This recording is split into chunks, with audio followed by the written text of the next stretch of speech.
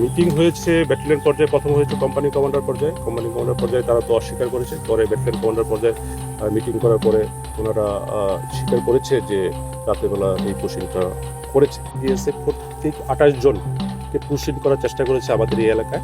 আমরা বিজিবি স্থানীয় জনগণকে নিয়ে তাদের এই পুশিং প্রচেষ্টা ব্যাহত করেছি এবং এই মুহূর্তে তারা এই ভারতের অভ্যন্তরে জিরো লাইনের ভারতের দিকে তারা অবস্থান করছে। তো এখন বিএসএফ কথা বলে এটা সিদ্ধান্ত নেবে কখন তারা এটা উইথড্র করে নিয়ে যাবে। বেসিক্যালি তারা ওই মেইন তারকাটার গেটগুলো খুলেই তাদের এই অনুপ্রবেশগুলো পুশিংগুলো করে। আমরা 24 ঘন্টায় টহল করছি। এছাড়াও আমাদের থার্মালিমে যেগুলো রাতের বেলা ড্রোন আছে ওগুলো দিয়ে আমরা এই টহলগুলো করছি। এছাড়াও আমাদের নাইট ভিশন গগল আছে, এগুলো রাতের বেলা স্পষ্ট দেখা যায়।